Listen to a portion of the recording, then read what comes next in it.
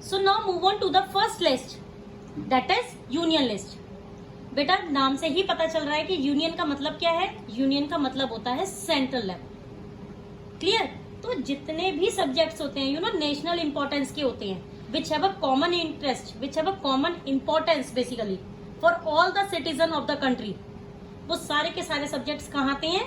National importance में. और वो किस में मेंशन किए जाते हैं? यूनियन लिस्ट में.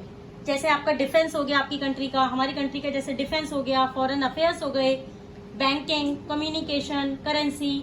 अब मुझे आप एक बात बताना बेटा, जनरली इंडिया के अंदर हमारी 28 स्टेट्स हैं, तो we have a common currency for all the states, right. अगर दिल्ली में कोई और करेंसी यूज कर रहे हो और मुंबई में कोई और करेंसी यूज हो रही हो, तो exchange of goods and communities कितना ज्यादा मुश्किल हो जाएगी. एंड इवन मतलब इसका कन्वर्जन कितना ज्यादा मुश्किल हो जाएगा from one unit to another unit, right. तो उसके लिए ये सारी चीजें वो कॉमन है हम सारे लोगों के लिए. तो उसके लिए हमें यूनिफॉर्म लॉज चाहिए. एंड ये सारे के सारे जो लॉज हैं वो कौन बनाती है? वो बनाती है हमारी यूनियन गवर्नमेंट, यूनिलैटरली. एक्चुअली वो सारे के सारे लॉज वो हमारी यूनियन गवर्नमेंट अकेले बनाती है. एंड ये बेसिकली जितने भी सब्जेक्ट्स हैं यूनियन लिस्ट में, जितने भी मेंशन किए गए हैं, उसके सारे लॉज यूनियन गवर्नमेंट अकेले बनाती है. एंड यूनिफॉर्म पॉलिसीज इसके लिए चाहिए होती है. इन सब सब्जेक्ट्स के लिए पूरी की पूरी कंट्री के अंदर सेम लॉज होने चाहिए. Clear students? सभी कंट्री में सभी सब्जेक्ट के लिए पूरी की पूरी कंट्री के अंदर सेम ही लॉज होने चाहिए. लाइक जैसे कि मैंने अभी आपको एक एग्जांपल दिया करेंसी का. Now move on to the next list. अब हमारी लिस्ट आती है state list. State list again उन सब्जेक्ट्स को देखो as the name suggest, state की लिस्ट. स्टेट के लिस्ट में क्या होगा? जो भी चीजें एक पर्टिकुलर स्टेट्स के अंदर होनी चाहिए उसको फॉलो करनी चाहिए. तो सारी की सारी स्टेट लिस्ट में वो मेंशन करी जाएंगी.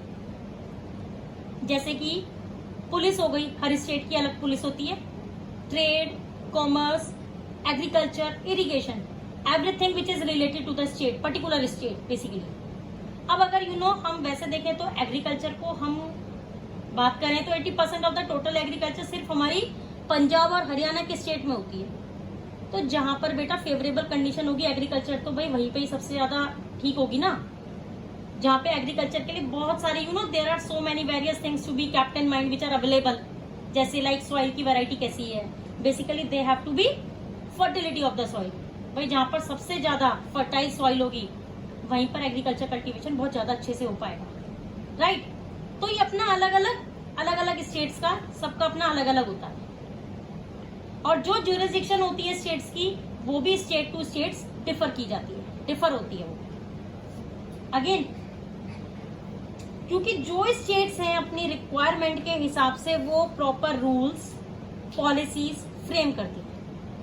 क्योंकि अलग अलग स्टेट्स में, आई रिपीट, अलग अलग स्टेट्स में रीजनल डाइवर्सिटीज होती हैं. लैंग्वेज अलग, कल्चरल अलग, ट्रेडिशन अलग, सब कुछ अलग अलग.